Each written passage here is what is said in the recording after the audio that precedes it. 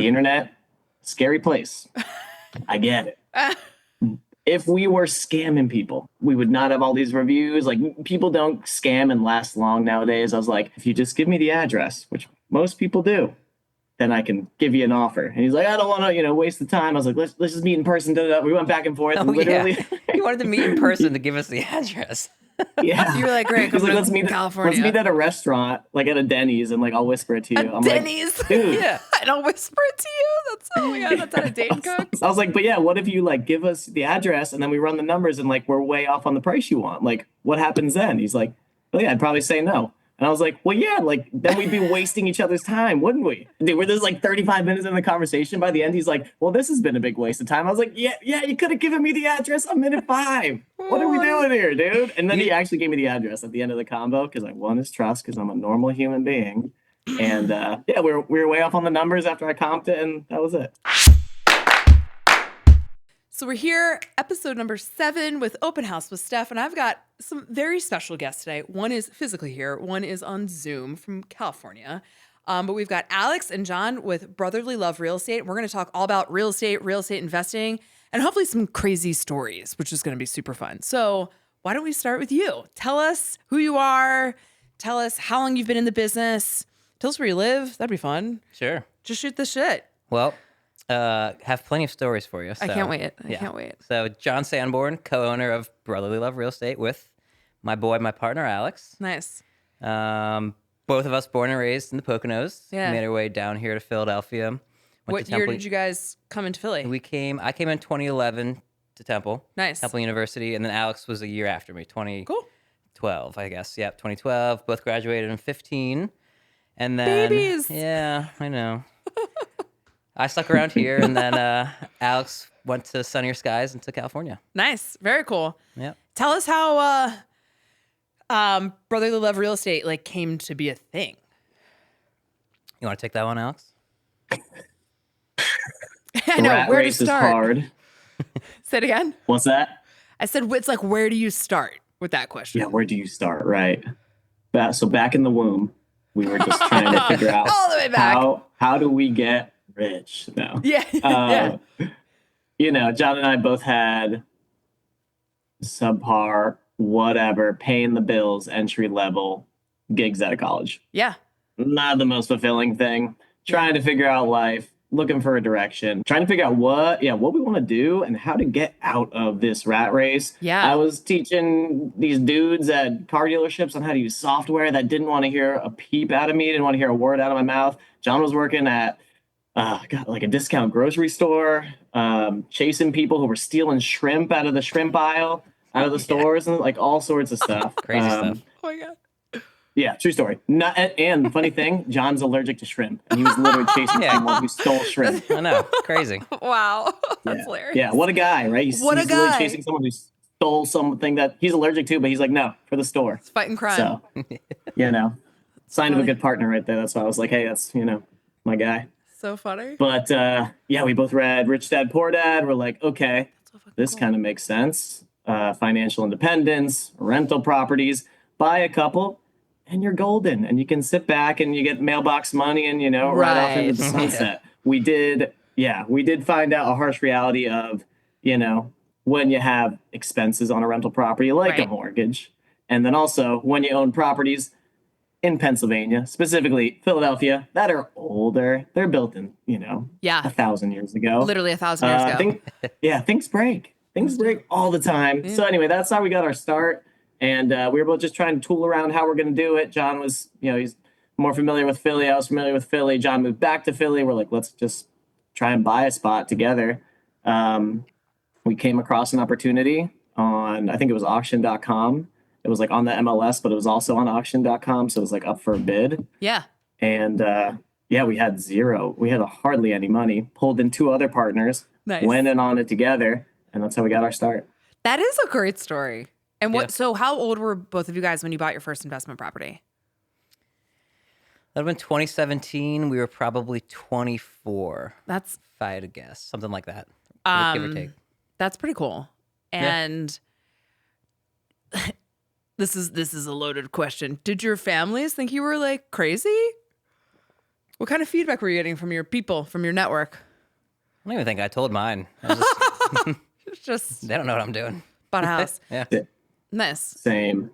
Yeah, it was just like, we're just gonna do this thing. I think I told them a couple years ago or years after, and they were like, "Oh shit, where can I curse so much?" Oh, So but yeah, how long did you guys keep your full-time jobs before you could comfortably actually call this a career? Yeah, great question. It was a little different for both of us. So I got licensed as a real estate agent Nice. at very beginning of 2017. So that's when I quit my W-2 job. Okay. I was working at the Target on City Ave over here, Okay. just as like a mid-level manager, and hated it. Yeah. Yeah. It's hard Yeah, work. it was like when I was quitting, the manager was like, "Are you sure you don't want to stick around?" And he was currently, when he was saying this, like stocking diapers. Oh. I was like, "Bro, no, I don't want to be stocking diapers the rest of my life. Like, Yeah. make $100,000 a year, but like, I'm not doing this." Right. So got licensed 2017. That's when we bought our first burr property to buy, rent, whatever, refinance, Yeah. Yeah. repeat. That's bigger pockets, right? Yeah, that's that term, whatever. So anyway, that was 2017. I just stayed licensed the whole time. So that's kind of been my, I guess, between 2017 and I would say like probably 2021. That was where I made like the most of my income, and maybe probably until 2021, until we started really taking off. That's really cool. Yep. And then Alex's was a little different. What was your story? well, we were doing it part time together for a while, John and I, and then I had a travel sales job. COVID happened. Travel took a massive dump. Obviously, Yeah. People were Sideways not turn. getting Yeah. on- Yeah, people were not getting on planes to go places. So kind of just, lost my job. And we were already doing it part time together and just trying to do some flips and some more transactional stuff to also pay the bills alongside the rental property Okay. things that we had going on. And then that's when, so 2020 for me is when I jumped in full time. So this is like not that. It's a like relatively new business. Relatively. Yeah. I mean, we had formalized it in 2019, Okay. but like Alex said, he wasn't full time until COVID. So COVID was almost like a blessing for us because that kind of forced Alex to take the leap full time into the biz, and then that's when we really took off. I think COVID. Yeah, obviously, there was a lot of horrible things, but I think sometimes you need like a crazy scenario Yeah. to show you what you're capable of and to like just kind of force that next step of, okay, we're going to do this. 'Cause Absolutely. You just don't have any other options. Yep. So are you both licensed? I'm licensed in California. Cool. And what Yep. percentage of your business is Philly, California? No, 100%. 100% Philly? Right now. Well, like 95. 95. Yeah, we're doing some national stuff marketing wise to all states Huh. in the industrial space. So we're looking for like Oh. warehouses, flex Smart. space, things like that. Yeah. I've only done one deal, but trying to do a lot. So What about flex and industrial space is appealing to you as opposed to, I think what people think about, being a landlord and investor, they're like, I'm going to buy a property and rent it out to my friends. But that's a whole different pivot. What about the industrial spaces appealing to you guys? yeah, good question. Bigger properties, so maybe a bigger margin if we're doing a flip. Yep. That was definitely something that kind of caught our eye. Okay. Also, just dealing with so many headache tenants in Philadelphia over Yeah. the past 12 months or so. Having one roof and like a solid, like, I don't know, business like a Walmart or like just some company that you can really rely on that is your tenant also sounds quite nice. Yeah. Triple net lease, putting the insurance, taxes, and especially repairs on the tenants is something that is really, for me, where I'd want to be if I'm going to own some more properties. What are your degrees in? What is the education you guys have to have such what I think is like a really impressive business? I graduated with marketing. Okay. Any finance? Alex was entrepreneurship, Entrepreneurship. Yeah. Okay. right on the nose. I think that is just like such I don't even know, just such an interesting perspective because I think a lot of people assume that you have to have all this experience, but really, I mean, and not to sound like David Goggins, but you really just if you work hard enough at it, you can figure it out. Oh yeah, you're constantly learning. I mean, there's stuff that we're learning this year with our taxes where we're like, oh man, we need to learn this better. Like when we're this many years into the business, so For just sure. start doing it and mess up, and then learn and keep going. I have a really good accountant who's also heavily involved in real estate. If you need her name, we'll give her yeah. a shout out. All right, sounds good. Nice. So speaking of learning experiences, tell me a few of them. Tell me a few of these crazy stories. Oh man, I don't want to lose the audience because some of them are pretty long. We can always edit. Oh my gosh. I mean, in this world of real estate, especially that like what Alex and I our niche is with working with people who they always seem to find themselves in kind of oddball, wacky scenarios. Like Always. they inherited a house, they inherit the house and there's a squatter in it. Or they, just all these weird like, hey, I lost my job. I need to move to Louisiana Idaho. in like 2 weeks. Yeah. Right. It's like, okay, like here we go. Right. So The people part of the job. yeah, the people part of the job. So you're always running into just interesting and oddball scenarios. But I mean, do you want to like the specifics of what we find in houses? I think I would like to know what's like the craziest house that you've seen. And are there any homes that you like truly regret buying? Are there any deals you really regret? No, we've never bought anything that I regret. It's good to know. Yeah, I don't think so. But you, Alex? Never a regret. I mean, I can say that from behind the screen in California. John's the one trudging through these places because Fair. he's a saint. So, I can't smell the smells he's smelling on the day, but, no regrets. He's like, yeah, it looks great. I'm on the beach. We're doing fine. Yeah. Yeah. He's out surfing. Yeah. And I'm like standing in sewage. Been there. Yeah. No regrets buying anything. What was the other part of the question? What's the craziest house you've bought that you've seen? You're like, the I don't know craziest why house? we're doing this. We did one recently. So owner, and he inherited the house. He Okay. lived in like northern Jersey or New York or something. He had like a really well-to-do job, so money wasn't a thing. He was like, look, just make it easy on me. Whatever you can get me, get me. I really don't have time to like come down and show you the house in Philadelphia. So like, if you can just throw me an offer. So we just did totally sight unseen over the phone. Like I checked the city website. No violations. Did a drive-by. It looked fine from the outside. I'm looking in the Drive-bys. windows and stuff, and like, all right, looks fine. We close. So like, make the offer, sign the paperwork. 30 days later, close. And at closing, he did come down for closing. Gives me the keys. He's like, all right, here you go. I walked in. I started walking through the house, and the kitchen was just in the basement. Like the first floor was like gone, pretty much. Oh my! I was just like, whoa, you totally forgot to tell me about this. Yo. Because he said like, oh, it's structurally fine. Like I was there, like my nephew was there 6 months ago or something. So that was unfortunate. That wasn't the worst house I've ever seen, because there's been houses where I've seen that are worse. Yeah. Another one that comes to mind is from the outside looked fine. The front looked okay. All had all the windows and door. And I walked in and there was no roof and no back wall and no second floor, actually. It was just like 3 walls. That was it. One time, oh my holy crap. God. One time I got a phone call on this like random house I had listed, and this chick was like, does your house have a roof? And I was like, who asks that? But I guess I get it now. Yeah. I was like, why? Can't assume. I like wanted to really indulge in the conversation with this person, but I was not sure they were of sound mind. But I'm like, I would like to know about your experience because you're asking me this question. Sometimes they don't come with roofs. Apparently not. Yeah. And so how does it work when you guys buy a property? Are you looking at it from a perspective of holding them, or are you always looking to flip? I'm gonna look at them anyway, but mostly flip right now anyway. It's just easier to make the numbers work, to be honest. Yeah.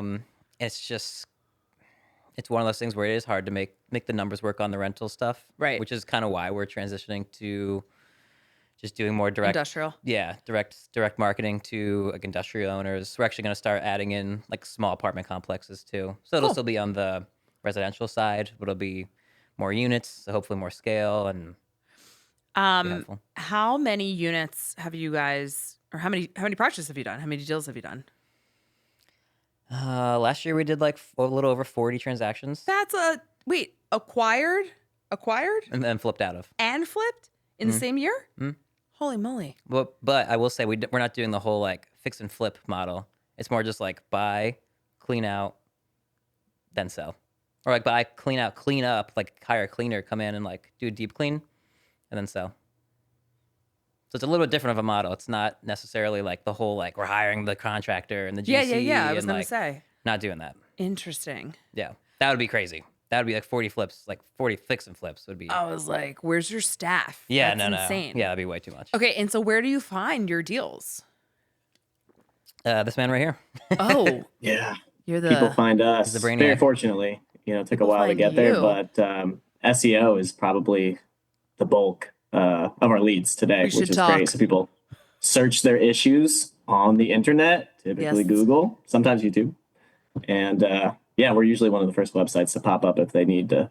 Like people type in their exact issues. It's pretty cool because we get to see like what the exact thing they search. It's all part of Google, and they spit out that data for you on the back end. So you'll see people say like, sell my house with squatters that burned down yesterday, and then I built it back, like all the whole diary that they type into Google, you get to see, which is helpful because then we kind of know like what people's needs are, what people are searching, and we can tailor our content toward that and help them find us a little better. So if there's anybody that's listening to this podcast and is like, yeah, these guys sound like a good fit. Well, I guess a good question is like, what is the right deal for you guys? What does that look like? Typically something that does need work, that is like pretty beat up or clogged with a bunch of crap. Okay. Like we don't really want, a move-in ready house because it's hard to monetize, make money. Sure. So But like with a kitchen or a kitchen in the basement? I mean, hey, we would look at anything. It does have to be priced right though. Like, Fair. Like thankfully with that example, like the offer I made, it was low enough where one of those big issues could be in there and we would still be profitable. So Nice. like we were able to flip out of that and be profitable. Nice. Yeah. But yeah, ideally like dated, needs a clean out, maybe has a problem person involved, like a squatter or like a problem tenant or something. Huh. Yeah. And you feel like Philly has got that. Philly has plenty of those I don't even know what the word is. problem properties. Philly has got it. Yeah. For but better, for worse. No shortage. Well, listen, real estate is like a people business, and Yeah. people need to buy and sell for all sorts of reasons. And sometimes they're embarrassed of the condition of their house. They don't want it to go on the market. They just want to sell it to somebody like you guys. Exactly. So where do you find where are most of your deals being done? What neighborhoods of Philly? Probably the ones you'd expect. Rittenhouse, Chestnut Hill. I'm kidding. I was like, what? Say what? Your face. No, like Guys got jokes. North Philly, West Philly. Got it. Some Okay. South Philly. Okay. So All right. Yeah. This is like cool because this is the first time I've really heard of this concept.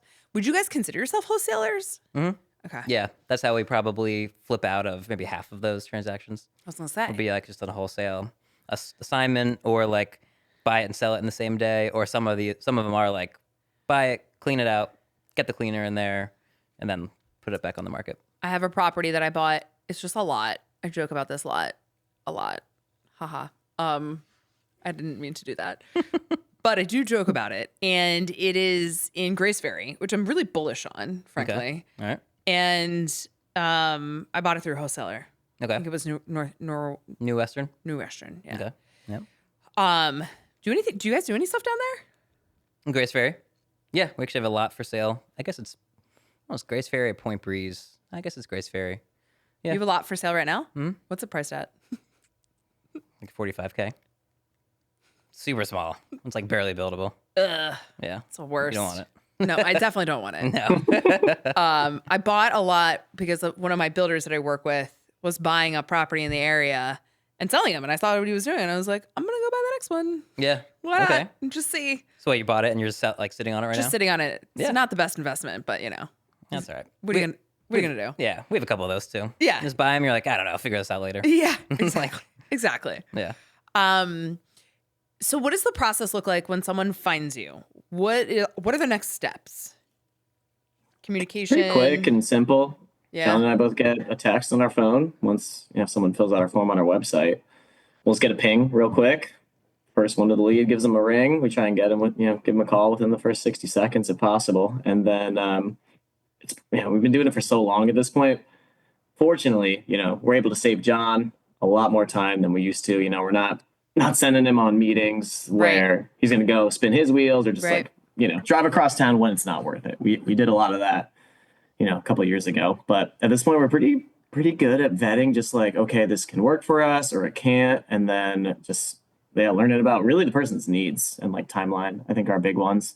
We'll dive into the weeds with them. A lot of people, right, it's their first time selling a house or they inherited the house. Right. They don't know what to do with it. They have 7 siblings. They're only in contact with 4 of them. Oh my God. And at that point, John literally puts in his investigator hat on and we're like searching people's names and numbers on the like online, trying to find them, giving them a cold call. First being like, your sister Rachel's trying to sell the house. Well, I don't know if that's like literally it's crazy. John, how like half of John's job is like investigatory, like let's make this actually even a sellable home. Let's get everyone on board. And then maybe at that point we can potentially have a deal. So we've done lots of different shifting and John's climbed plenty of family trees and shaken the branches and, tried to make things really made a lot of deals happen that I think we would turn down in previous years. And John's like made it happen, which has been pretty rad. Oh, kudos to you. Thanks. I did think of a really good story that Alex just reminded me of. Go ahead. We'd love to hear. Okay, so this is a fun one.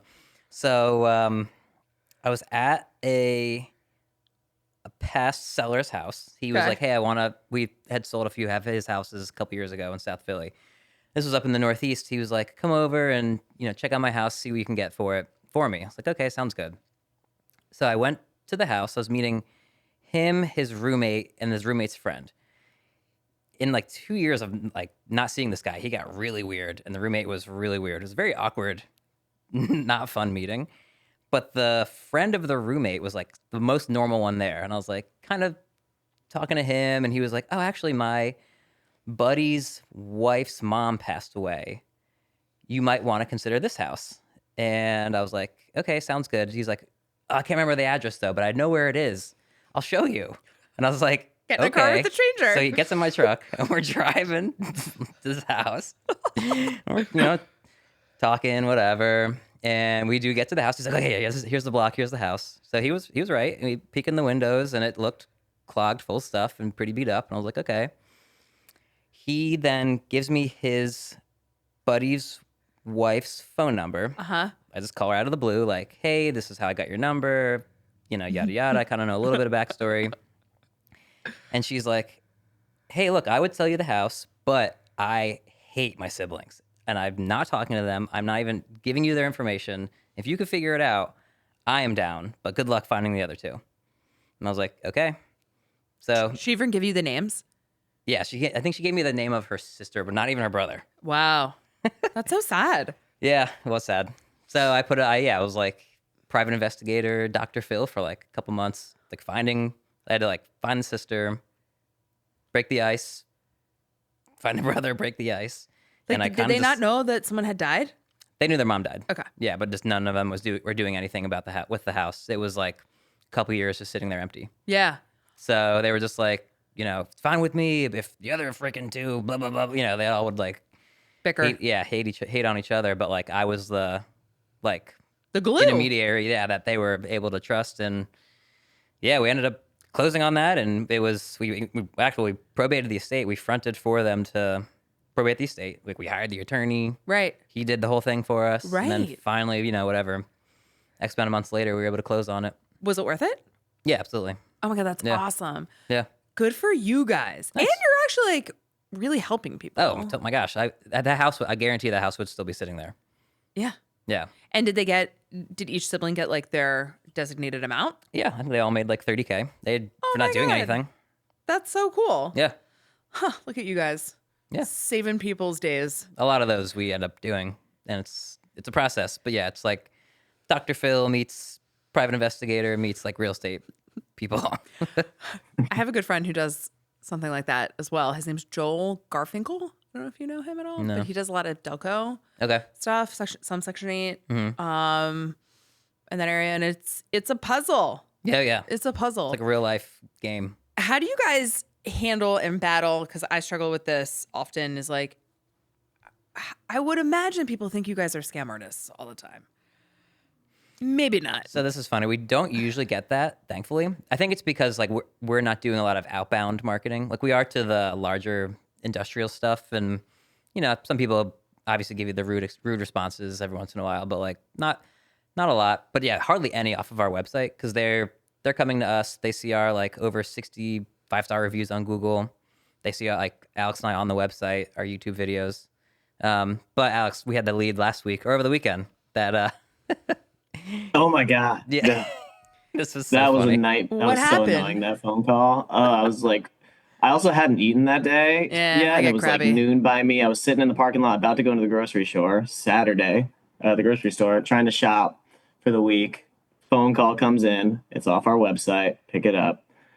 Oh my God, this dude, I was pulling my hair out. He would not give us his address for the house he wanted to sell. He's like, yeah, like I know that you guys, I see all your reviews, but like people just, I just don't want to get scammed. I don't want to Yeah. get a lot of phone calls, whatever. I'm like, and I was very understanding for the first 15 minutes of the call. So I started getting real hangry. And I was like, sir, totally hear you. Sir. The internet, scary place. I get it. If we were scamming people, we would not have all these reviews. Like people don't scam and last long nowadays. I was like, if you just give me the address, which most people do, then I can give you an offer. And he's like, I don't want to, waste the time. I was like, let's just meet in person. We went back and forth. Oh, Literally. yeah. He wanted to meet in person to give us the address. Yeah. You were like, great, He's come like, to let's meet California. at a restaurant, like at a Denny's, and like I'll whisper it to you. I'm Denny's. like, dude. Yeah. I don't whisper it to you. That's oh my God, that's how a Dane I cooks. was like, but yeah, what if you like give us the address and then we run the numbers and like we're way off on the price you want? Like, what happens then? He's like, well, yeah, I'd probably say no. And I was like, well, yeah, like then we'd be wasting each other's time, wouldn't we? And I was like, you can just give me the address because I don't want to waste your time. I respect your time, sir. And he's like, dude, we're just like 35 minutes in the conversation. By the end, he's like, well, this has been a big waste of time. I was like, yeah, you could have given me the address a minute 5. What are we doing here, dude? And then he actually gave me the address at the end of the combo because I won his trust because I'm a normal human being. And yeah, we were way off on the numbers after I comped it, and that was it.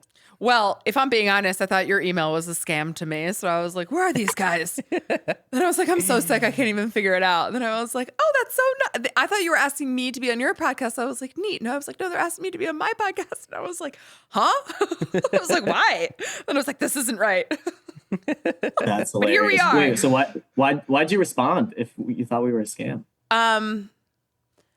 Well, because you wanted to be on my podcast. And I was like, like every lead, you never know where it Yeah. goes. I actually got a lead to so I have this shitty website on host. The website's beautiful, but the algorithm, the whatever, it's through just like a real estate platform, and it's, not doing me any favors, except for it does bring in some entertaining messages. And I got one that was like, I'm not sure if this is real, but you just, when you're in our industry, like you never know. Yeah, you have to roll with it until you like, weed out any. Yeah, yep. And sometimes people hear about me and then they Google me, and I have a relationship with someone that they know, but maybe I don't know them, and it's the only thing I have in this business is my reputation. Anyway, I got this lead. Where was it from? It was basically, damn, hang on. Yeah, you got to find this now. I'm on the edge of my seat. Luxury lead. I don't know.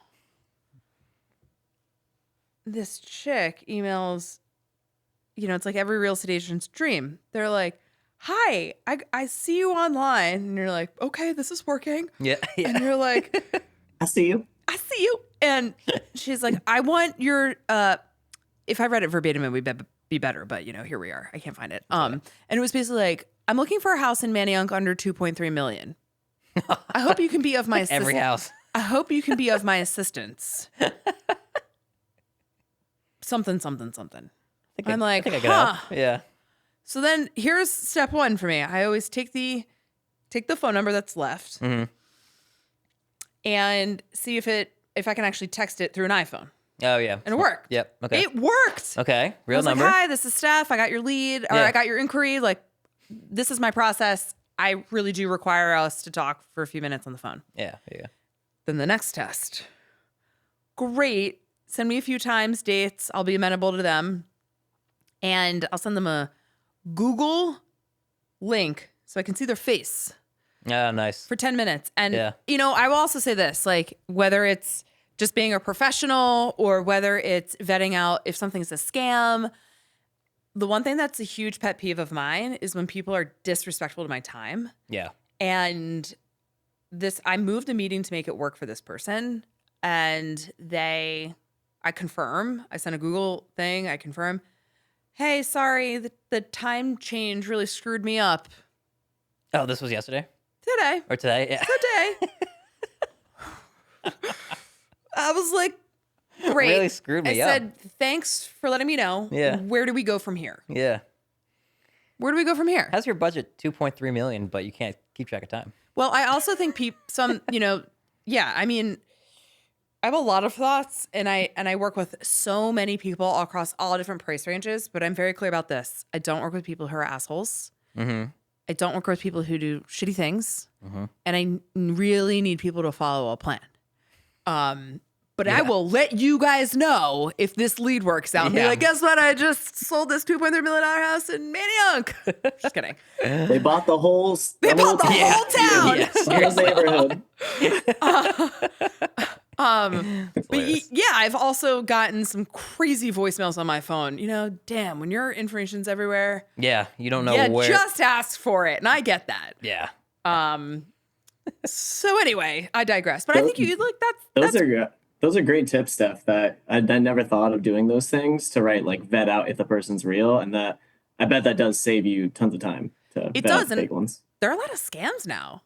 I mean, title scams, mortgage scams, like Yeah. We got the QuickBooks scam. Remember that one, Alex? what? Yeah, What was God. that? That was recent for us. Yeah.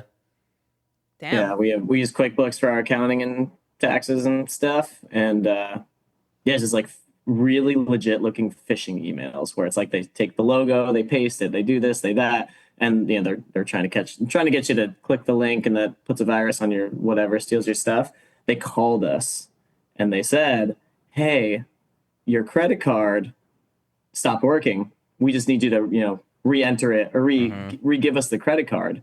No. So we can bill you monthly because we get billed monthly. And I'm like, I don't know. Like, I feel weird giving it over the phone, whatever. Yeah. So we went back and forth, but and it ended up being a scam. And I was like, let me call QuickBooks support team back, Yeah. make sure. And Yeah. then, I'll give it to them.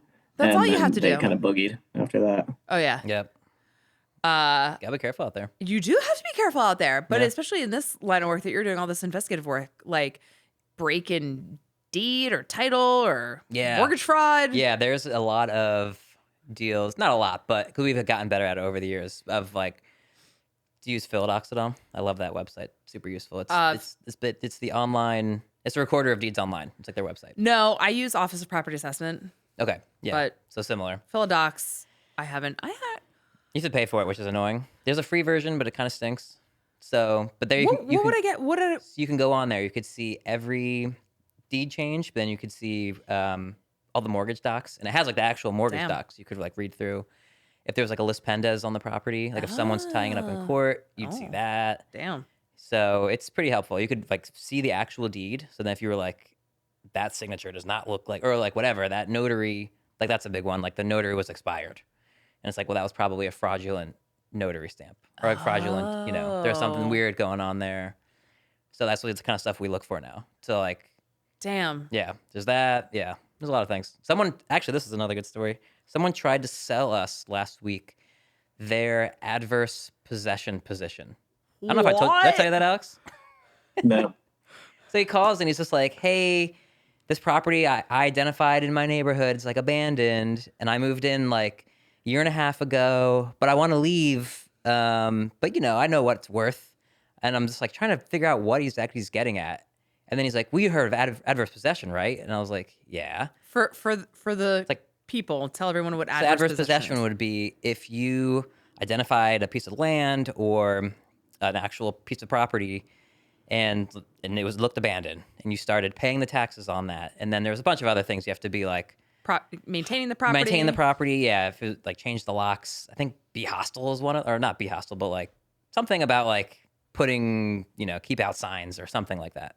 And then pay the taxes, whatever, kind of occupy the space. And if you do that for a certain amount of time, you can have like a legal right and a real legal interest in the property. That's crazy. And I think in Pennsylvania, not an attorney, I don't actually know. I think it's 21 years. In other states, it's like 3 years. I think Texas is like very minimal. So anyway, he wanted to move and sell his like 1.5 year. Basically, he was just a squatter for 1.5 years and wanted to sell his position. And I was like, dude, this is not the business we're in. Also, like, you don't what? Like, no. I was like, that's not dude, a thing. this property just sold like a couple of years ago. This guy's definitely coming back for it. I'm like, sure, it's empty now, but no. So we didn't make him an offer. No, we didn't. No, we did not make him an offer. Oh my God. Not for us. He understood. Okay, that's good. That's good at least. I should have actually messed with him and been like, dude, this is a sick piece. Like, I got someone. I got a guy. Yeah, I'll you. Yeah. Oh my God. I would have felt bad. So what advice would you give people who maybe are experiencing the same thing you guys went through, like kind of, out of college, been in the workforce, not really loving what their situation is? What would you tell somebody? Great question. Got anything, Alex? Try stuff. Just try stuff. Yeah. Yeah, just trial and error.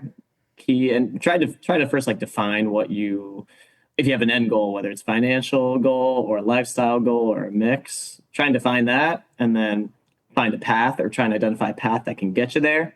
Network with people who are already doing it and killing it, try and add value to them. Yeah. And then just play around with stuff and see what you don't hate, see what you hate the least that can pay you the most. Yeah, there you go. Do you guys like really love what you do? For the most part. I mean, it has its days. I mean, obviously, I would rather go like kayaking and fishing. Fair. I love that way more. Yeah. But no, if it's something where we can have a regular life and help people along the way, and help the city not look like a piece of junk, one house at a time. Yeah. Kind of works. What about you, Alex? Same. Don't love every inch of what we do. Definitely hard parts, frustrating parts, but Sure. I mean, working for ourselves and working with each other as good friends. We've known each other since we were 5. Oh my God. That part is pretty dreamy and pretty stress-free. And it's like, it's helpful even when we are stressed. We have each other. We're not doing this alone, which is scary, running a business by yourself or whatever. Yeah. So those parts really do kind of outweigh everything else that is tough. Yeah, totally. What's the future look like for you guys? Do you think you're going to hire more people? Do you see a different direction of your business? I know you talked about industrial. Yeah. If there's any transaction coordinators out there that want to join Brotherly Love Real Estate, let us know. I bet there are, actually. Or an executive assistant. I think that's what we need probably the most, is just someone to like help keep us organized. Yeah. Transaction coordinating, I pretty much do all of it for us now. And it's something where it's like I need to let someone else handle that. I could probably help you with that. I have some good recs for sure. Okay. I'm also looking for an executive assistant. Yeah. Just like it would be so I'll keep you helpful. posted on how that goes. We can split one. Actually, that's not a bad idea. Yeah. All right, I just interviewed someone today, to be continued. Yeah. So what's on here's a good thing. What are you guys thinking about looking forward? Here are some big questions that I actually really would love your perspective on, because it's a different perspective. Interest rates, the market, the economy, tariffs, like how does all that maybe play a role in your business? And what do you guys generally think, or how do you think all those things are going to like impact real estate? Loaded question. Yeah, as far as like on the lead side, like there will always be people that need to sell their house. Yeah. And whether it's like we're in more of the like as is cash, or you're more like on the retail side, like that's always going to be a truth, which is helpful. Sure. I think. So if you're on like that side of the coin, I feel like we get impacted a little less. You do. Your business probably goes up. Yeah. And I was if the gonna say, economy isn't doing great. yeah, I would agree that like for us, we're kind of insulated, thankfully, which is good. Now we're going to obviously be capped or not be able to sell a property for as much Sure. To either a buyer who is going to do the fix and flip or an end user who's going to live in it. So like we'll be, won't make as much then. But as far as like the lead flow, that probably won't slow us down all too Nice. much, which is good. Yeah. What about the economic environment? Like if tariffs come into play, do you think that'll take a toll on your specific business? Alex, want to take that one? Yeah, I mean, I agree with what you said, John. It's like when people really need to sell, they're going to sell no matter what, even if it's not for a price they're stoked about, just if they need to get out of a situation. And it's the resale side that I guess will be more impacted on, right? If Yeah. like people are just scared, it seems, right now in the economy agree. with the tariffs and whatever. And like, real estate's also been on a tear, maybe not like the past year or two in Philly, but like, 2010 to 2020, overall up. So it's like, what goes up must come down, and it'll go back up. So people might be, and with the new administration, people are probably holding their cards a little more and just, not deploying as much into the market or holding back a little bit. So those are all realities that just in real estate we are experiencing right now. It's hard to say though. I think people are just kind of waiting to see what the real thing is, and a lot's being said by administrations and being put into place and then taken back. So it's very much like a wait and see period, it seems like. It's so interesting because in real estate, there are so many facets of it. Like what I do is so different than what you do. And like, I look at a market differently because the consumer is different. Right. But there's one constant, which is people typically sell when they have a life change. Like people who need to sell. Yep. And, in my world, in the resale world, sellers are doing incredibly well. But even some of them, like there's this story being told that every seller out there in the world is just trying to make the most amount of money.